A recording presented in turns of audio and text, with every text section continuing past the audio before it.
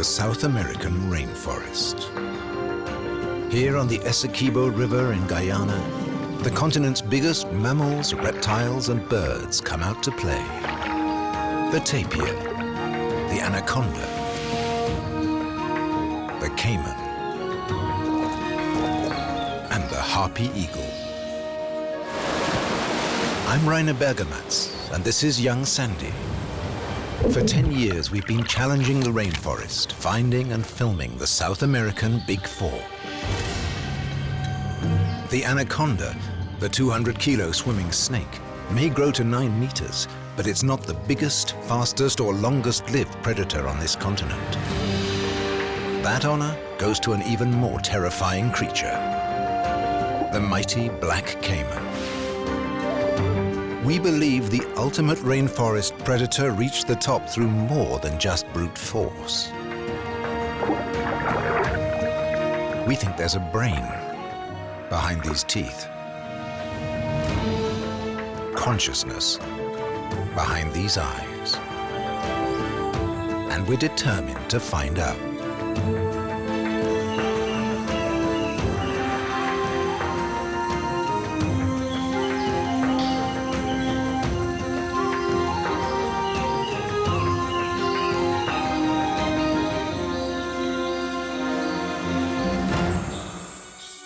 Virgin rainforest, impenetrable and unexplored. The river is the only highway here.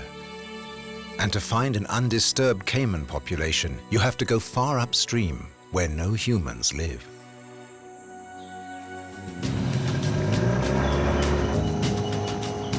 Caiman are the closest relative of the alligator, but they grow even bigger, up to 7 meters long, weighing up to a ton.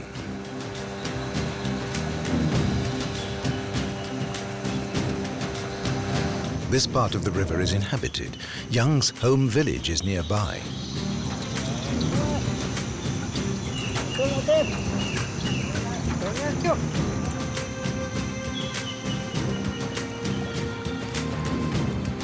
It's a simple life here. No one has a motorboat. The river is the center of life. It's a road, a washing machine, and even a swimming pool.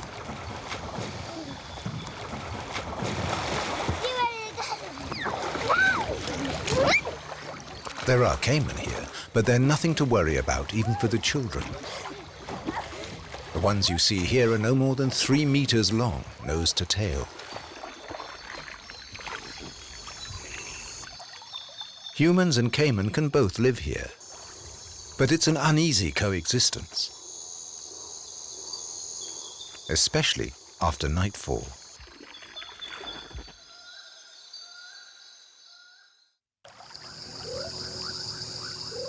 That's when the men of the village go on a rare caiman patrol. Nighttime is supposedly when the big caiman show themselves. The idea is to catch and take them upstream before they hurt someone from the village.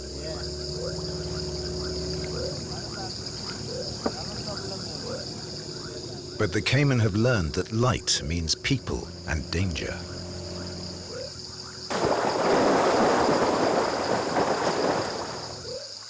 It means dive as fast as possible. After hours of searching, we find only small specimens. Nobody knows if the bigger, older animals are too clever to be spotted.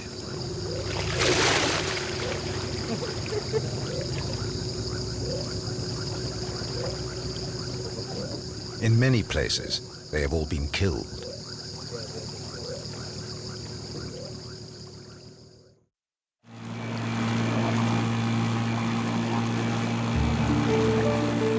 We plan to sail upriver to find caiman in their natural state, where they've rarely been observed.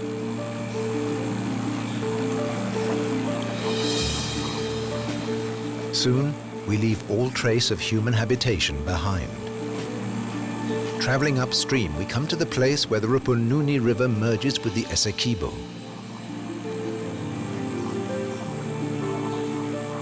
This is where the adventure begins. The forest along the riverbank is getting thicker. But these black skimmers with their 2-meter wingspan are the only wildlife to be seen at the water's edge. A while to go before the smaller animals dare emerge from the protection of the forest.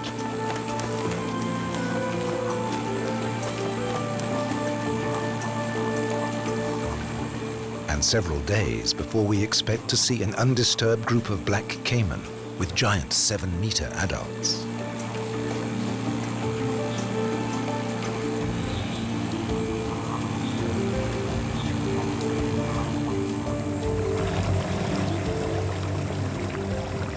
If capybara jump into the water when they hear the strange sound of an outboard motor, that means they aren't afraid of caiman here.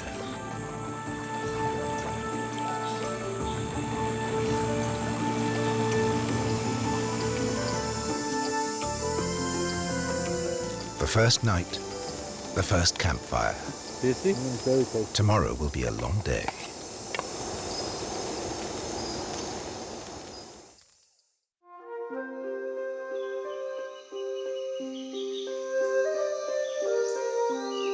Higher up, the river is dotted with so many islands you have to keep your wits about you.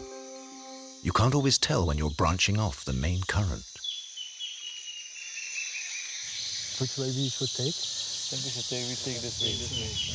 So we go more up. Here, at the beginning of the dry season, the water is low enough to reveal sandbanks. That can mean getting out and pushing. There are razor-sharp rocks just below the surface, but the sand alone will jam a propeller in seconds. Come on.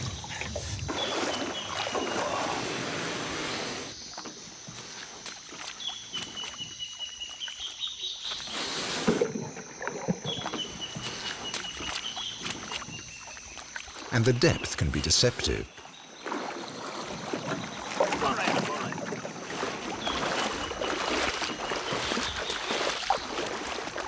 These obstacles for us are resting places for animals.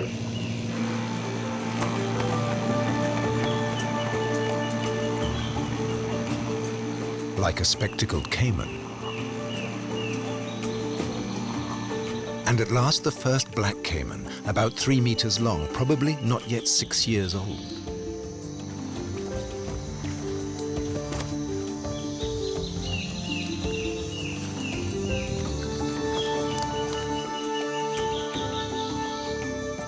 We're just 2 days upriver, too soon for the 7-meter giants. But Young spotted his favorite animal. Forked tongue and scales. He's found an anaconda.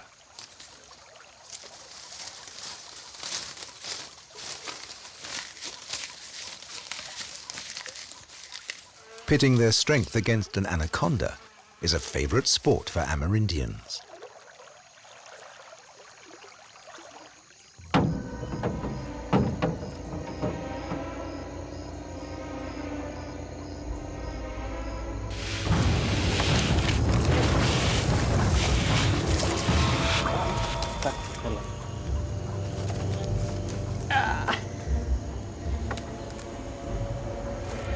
Hold her. Oh, Rainer. Young knows the result in advance.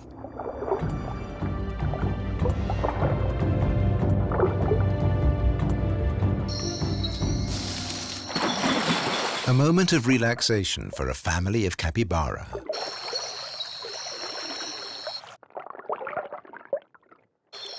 These are the world's largest rodents, related to guinea pigs.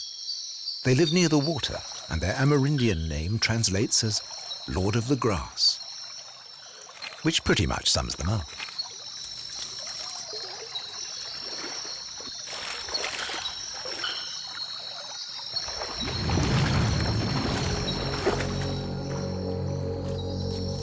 Anacondas love to hunt them, when they're not being tugged at by a human.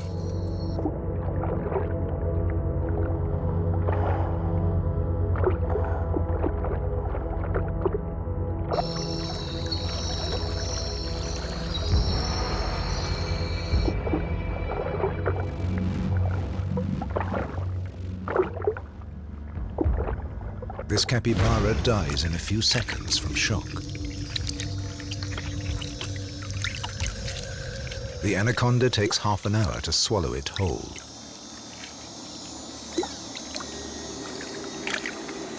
It won't have to eat again for another 6 months.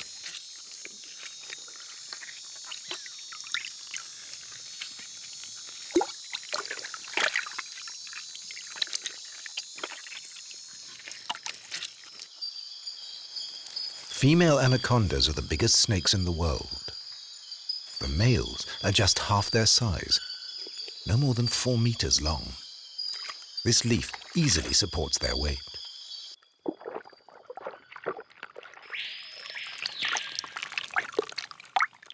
Males will follow a female's mating scent for days.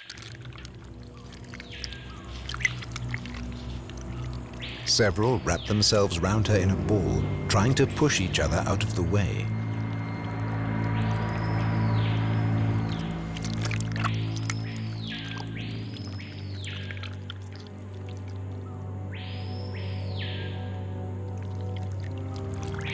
A number will mate with her before the knot loosens, and the males go on their way.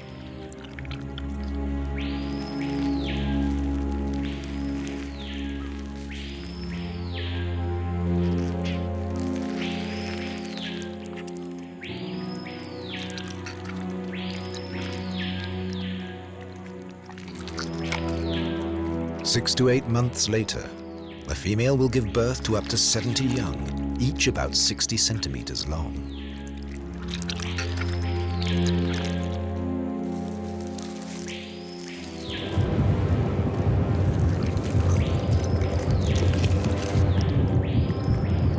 That's how this great body evolved.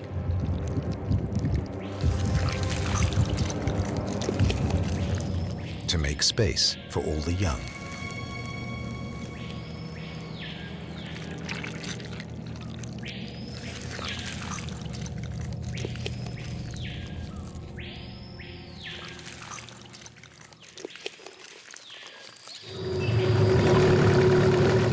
This is a sidearm of the Essequibo, which has changed its course. One day this will dry up completely. Right now, no current means plenty of fish and plenty of giant otters.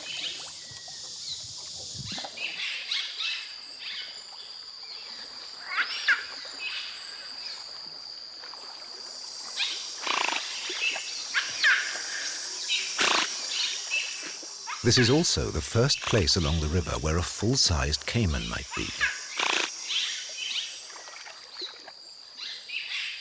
The black vultures should be a good sign, but the carrion they've smelt, rainforest vultures rely on the scent, not the sight of rotting meat, comes as a surprise.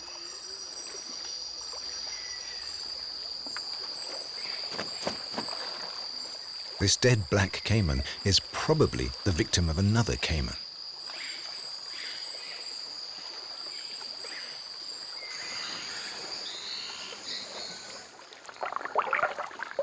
A fully grown tapir is a herbivore the size of a horse, South America's biggest mammal.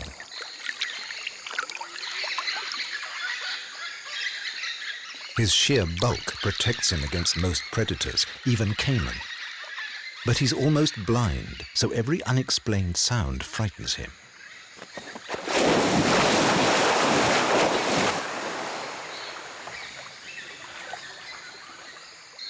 A quick spray reminds intruders we're in his territory.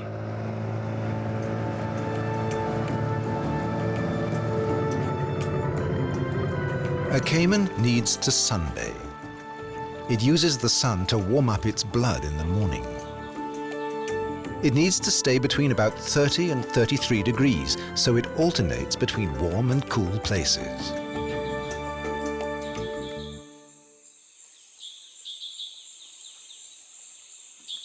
It rests again in the late afternoon, when the baking sand and the rocks radiate the day's heat.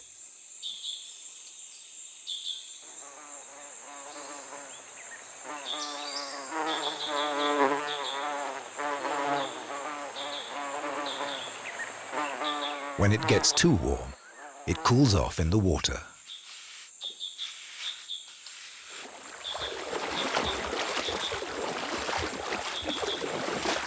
Drifting half submerged, the scales of its armor plating are still absorbing solar power.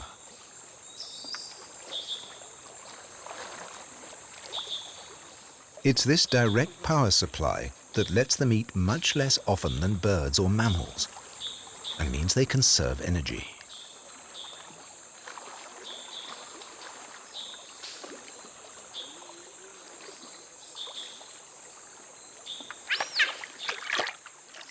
Giant otters, on the other hand, as mammals, have to eat several times a day.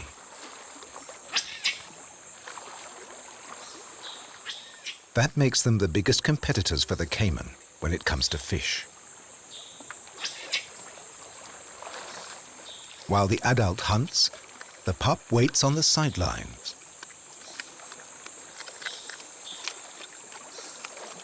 It won't be fed until the adult has eaten its fill.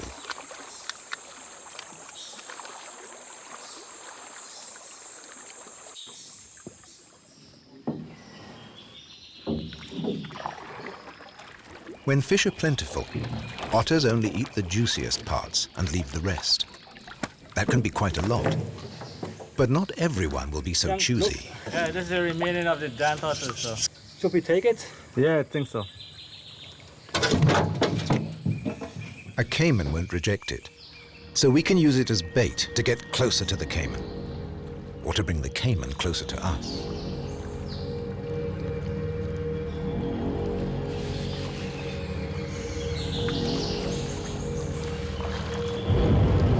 Caiman seem to prefer fish to meat.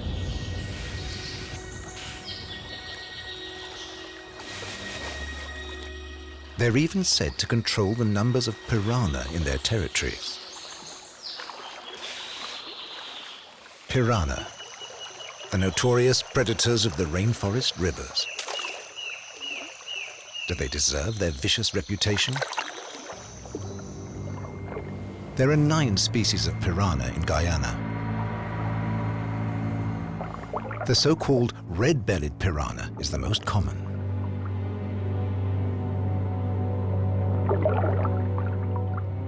While the giant black piranha grows up to 50 centimeters long.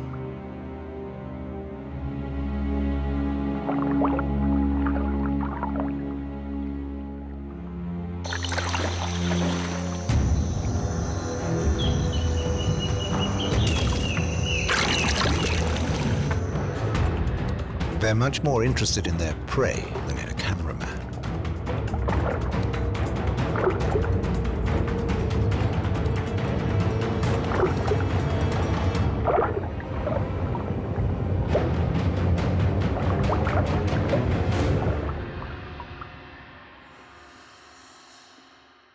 Aside from the piranhas, there are banana fish.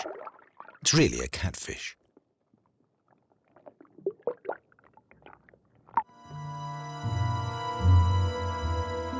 And here's a real curiosity. The biggest scaled fish in the world, the arapaima. In Brazil, they're almost extinct because of their delicious flesh. And even here in Guyana, there are only a few places left to find the really big specimens, up to 2 meters long. These ancient fish have an air bladder that has turned into a kind of lung. Their gills alone don't provide them with enough oxygen. The arapaima has to surface like a whale to gulp down air. If they stayed underwater, they would drown.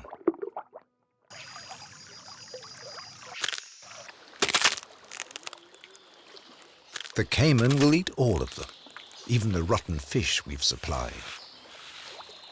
Even served in a bucket. Unlike lizards and snakes, caiman have a 2-compartment brain comparable to a mammal's. They can learn and can store what they've learned.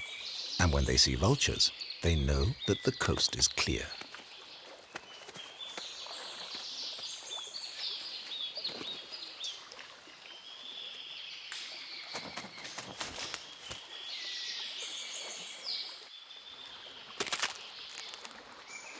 And if the caiman are relaxed, it's also pretty safe for me to approach them underwater.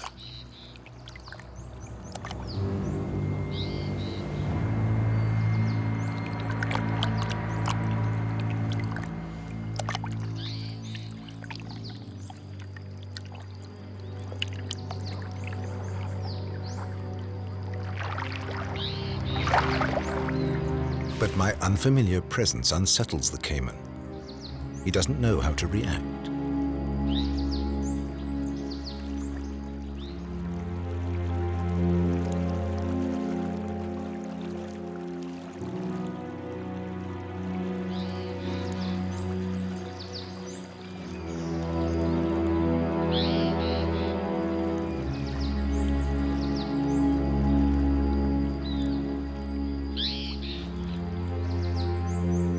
He waits for me to withdraw and then slides into the water. We keep a respectful distance from each other.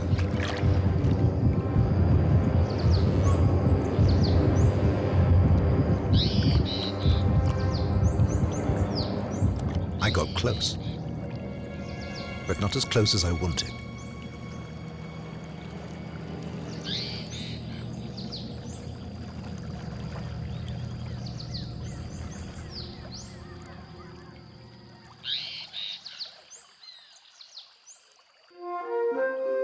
A curve of the river Essequibo has become completely cut off and has transformed itself into a lake, a fairy tale paradise, and a nursery for wildlife. Giant water lilies, Victoria amazonica, flower here. Air pockets on their underside help them float. No baby animals can get washed away in the current.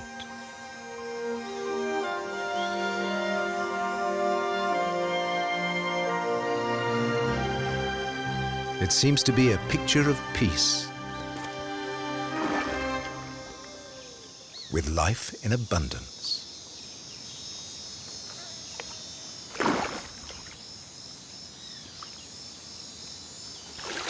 It's also a nursery for baby caiman, a place to spend their first few years in relative safety, and a perfect place for us to observe the behavior of the young and their parents.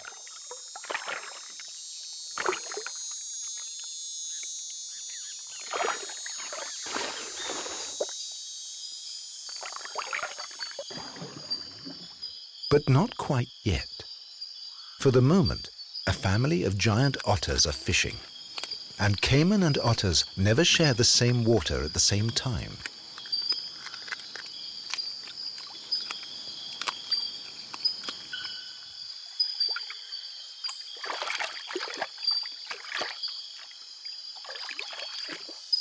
So we scan the riverbanks for a female caiman guarding her nest.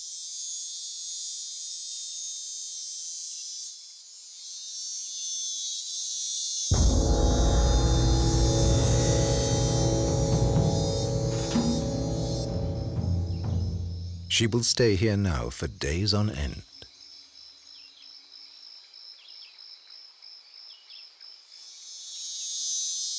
She knows the soft eggs she has laid are a delicacy for any number of species. Like this troop of peccaries. These aggressive wild pigs wander through the Guyanese rainforest in their hundreds. Any one of them could eat her eggs if she deserts the nest.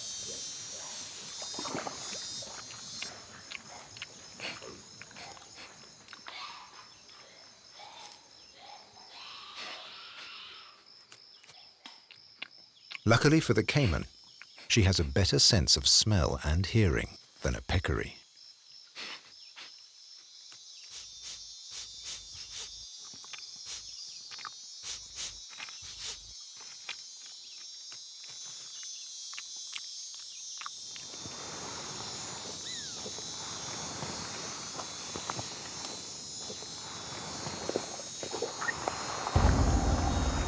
If it gets too close,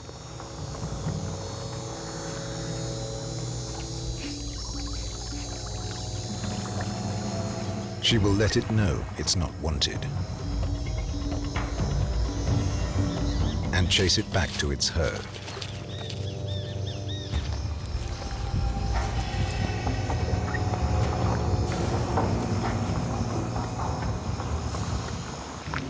But she'll never go too far from her nest and her 50 to 60 eggs.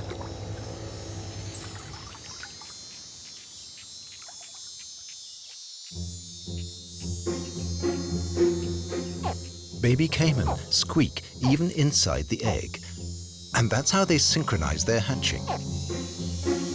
Within 10 minutes, they've all broken out.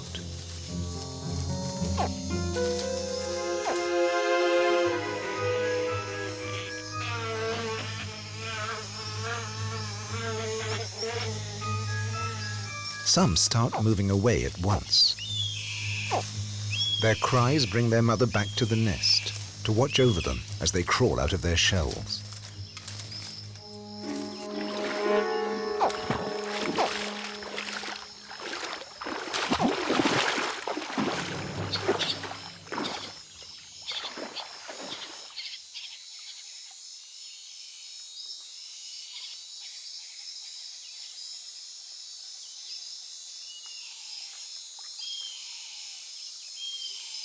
The babies can't stay too long in the protection of their mother and their shells.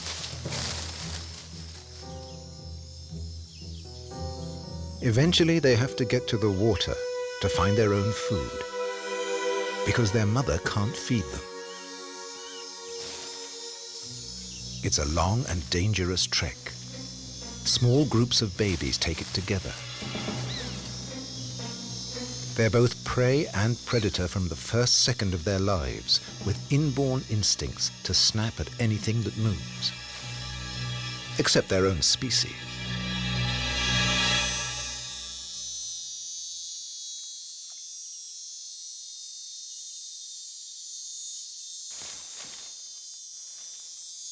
From now on, their prey will include small fish, insects, and amphibians.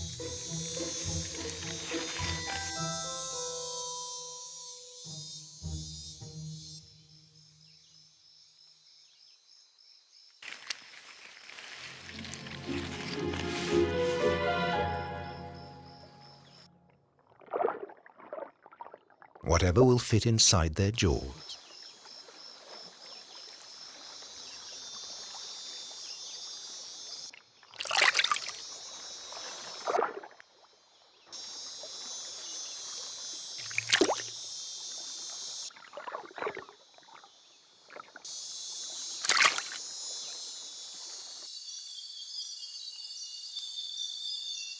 This capybara is approaching a spot that a baby caiman already regards as its territory. Sometimes the small creature's eyes are bigger than its stomach.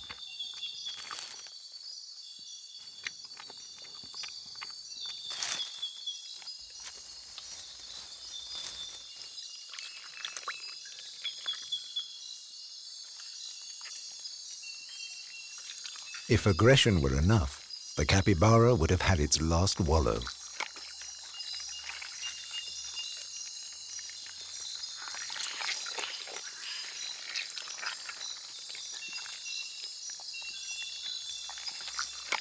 Baby caiman look almost exactly like scaled-down adults.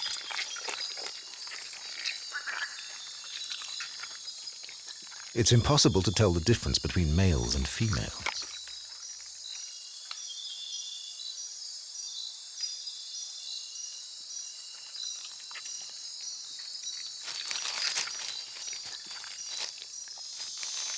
While they're this size, 30 centimeters long, they're a tasty morsel. Only 1 in 10 will survive its first year. The rest will be prey. For fish, birds, otters, or anacondas.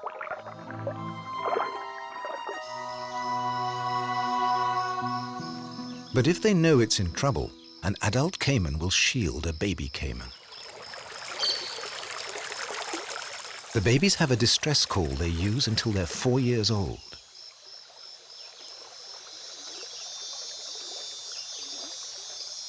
And Young mimics it perfectly.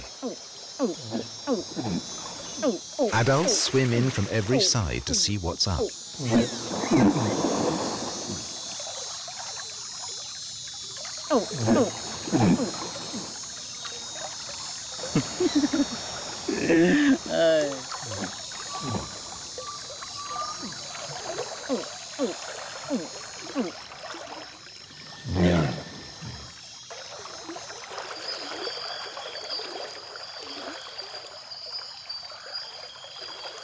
Caiman have very good hearing. Their ears are right behind their eyes, and when they dive, they're sealed by watertight flaps. We try a second experiment to see if Caiman associate sounds with specific meanings. Young plays a tape of a herd of peccaries, high on a Caiman's ideal menu.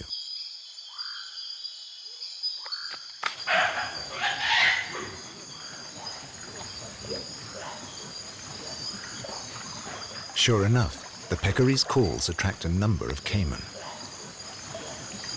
They swim right up to us, and then they stop.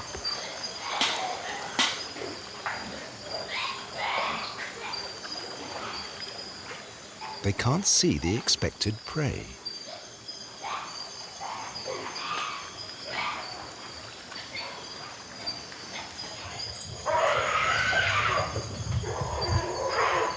They wait.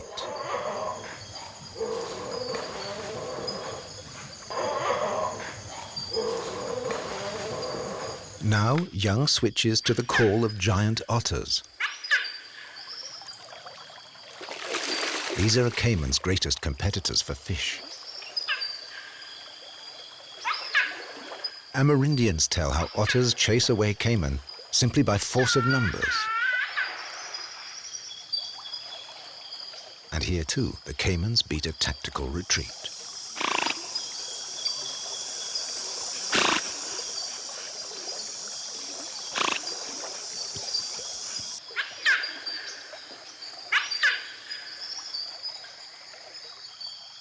A long dry spell has seen the water level sink in the lake.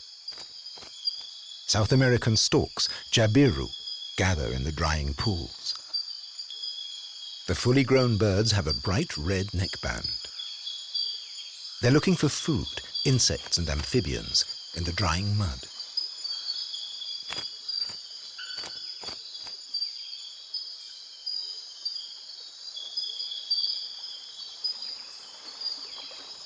Muscovy ducks come here in their molting season.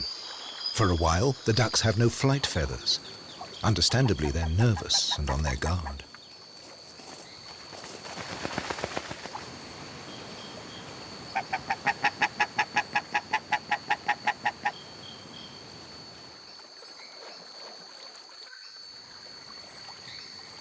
The Caiman seem to know the ducks are vulnerable.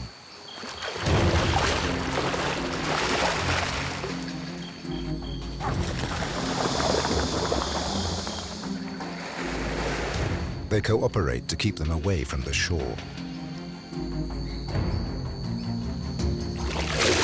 A shove and a nip establish the hierarchy among the Caiman, but it won't distract them from the hunt.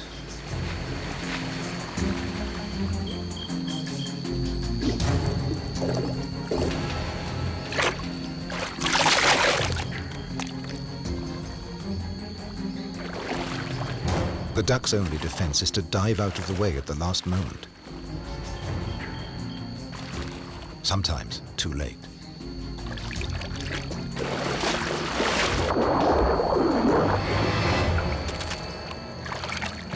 The biggest and strongest Caiman gets the duck.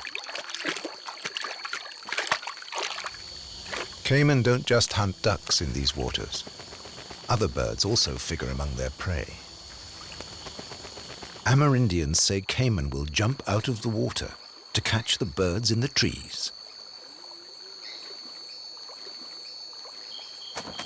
And that's given Young the idea for his next experiment. He hangs bait on a line above the river. The Caiman are obviously interested. But none is prepared to jump.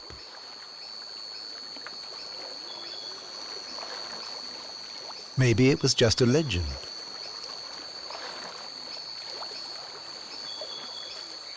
Is this something the caiman can't do?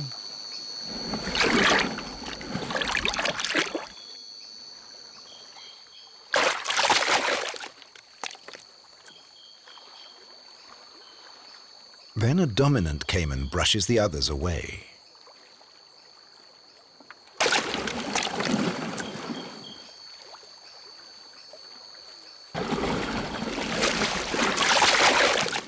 Big caiman can do what they like.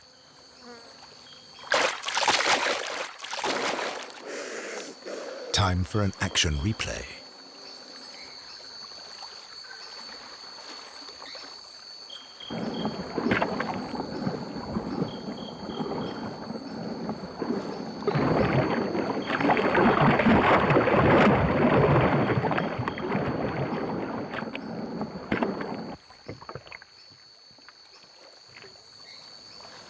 Caiman will gather wherever they regularly find food. Their calls and gestures indicate which is the alpha animal and which is the subordinate. The alpha male gets to eat first, but there's an understanding between them. Especially when the prey is this big.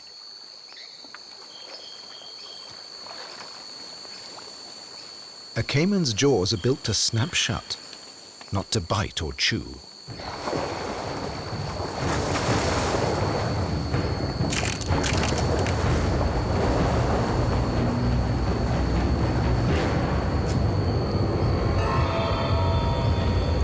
So the alpha male needs help to pull it apart. And he gets it.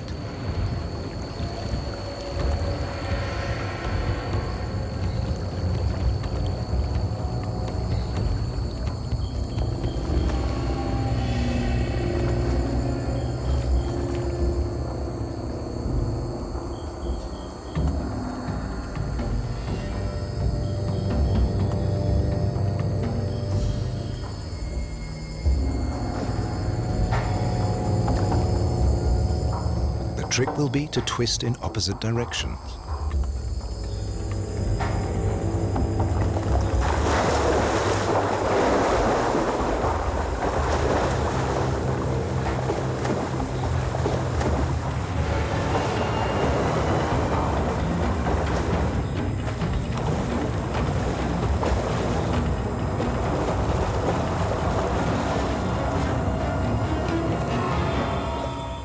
That way, everyone gets something. A caiman's eyes are remarkable. They see in color. The advantage is clear if you imagine a caiman's world in black and white. You'd miss a lot.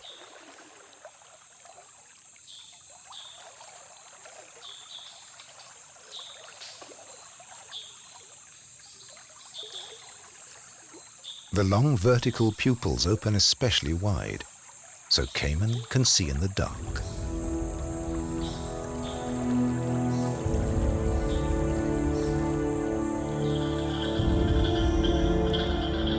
And tonight, we're going to find out what caiman can do in the hours of darkness.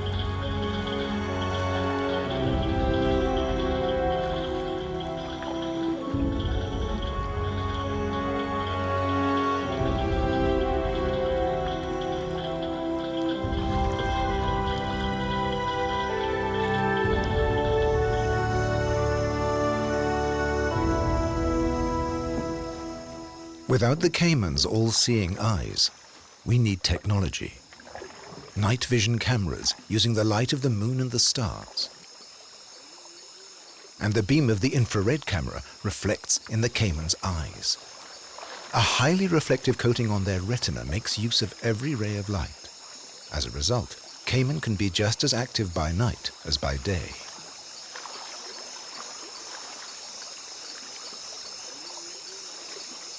They're also much braver. They come right up to the boat. The mottled surface of a caiman's skin creates almost no bow waves. That means its prey has little warning of its approach.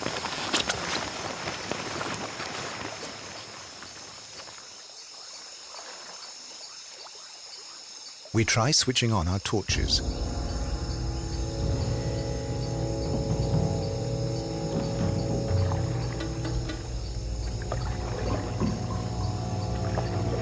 Caiman don't like the sudden change. They pull back into the water.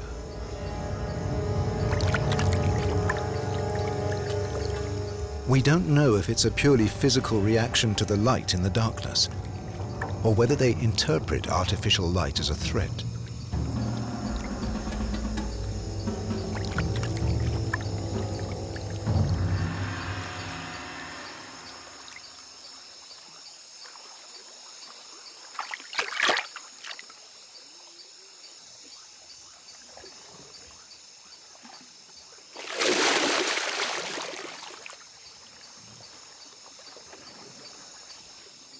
At the water's edge, our light picks up a browsing peccary. Switching off the torch and filming with the infrared camera captures a more authentic scene.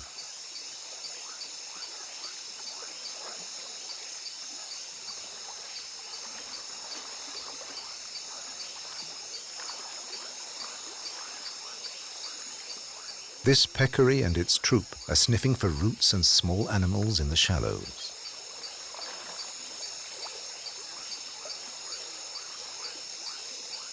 The caiman gaze steadily on.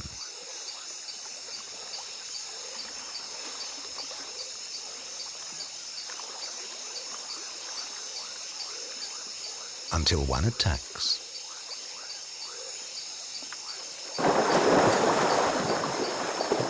There are more caiman in the water at night than during the day.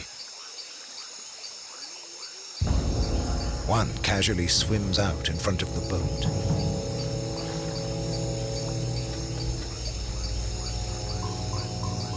Another comes up alongside. The boat's about 7 meters long. The caiman is almost exactly the same length. We never saw him during the day.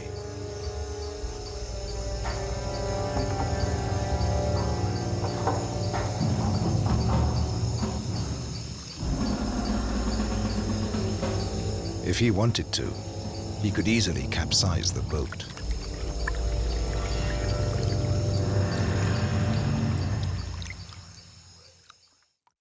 The next morning, I want one last chance at filming caiman close up underwater. They're clever, shy, and careful, so the solution must be camouflage. I just hope they don't recognize me as a human being.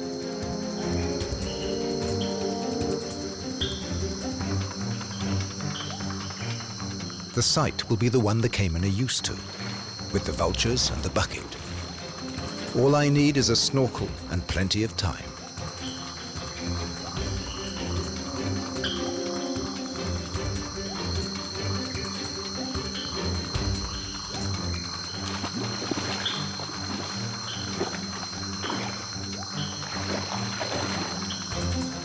The idea is to look like a pile of water weeds.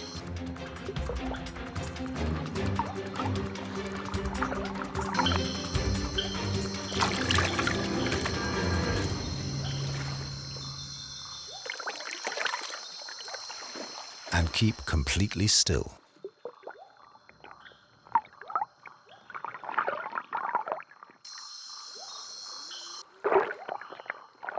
Slowly, all the animals settle or drift back to their familiar places.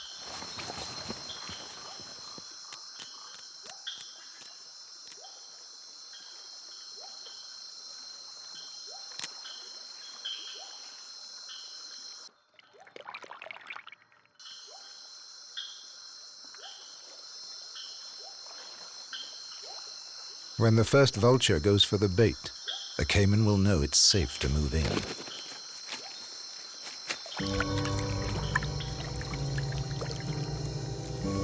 But if they approach slower than usual, it's because there's a foreign body in their way. It probably doesn't correspond with anything they've seen before. But then greed gets the better of caution.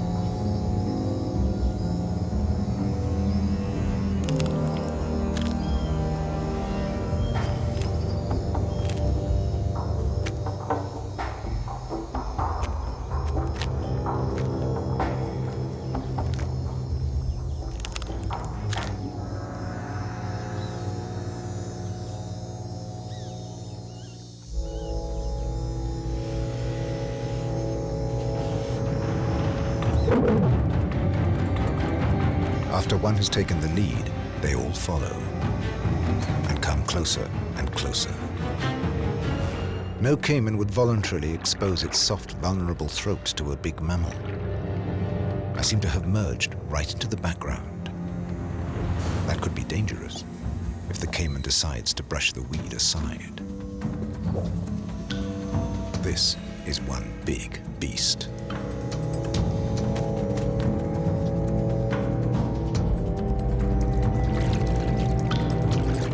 These reptiles aren't going anywhere until all the bait has been eaten.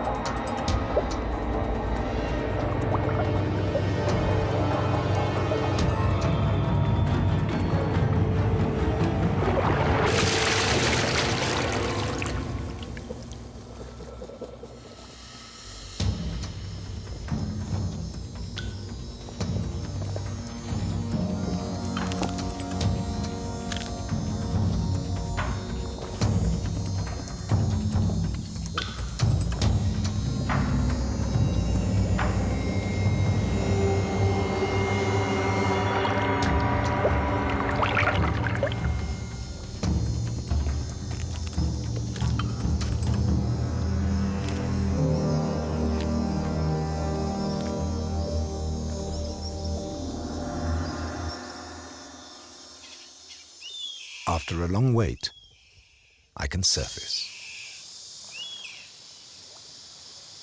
Chilly, but happy. This is the closest anyone has ever filmed a caiman.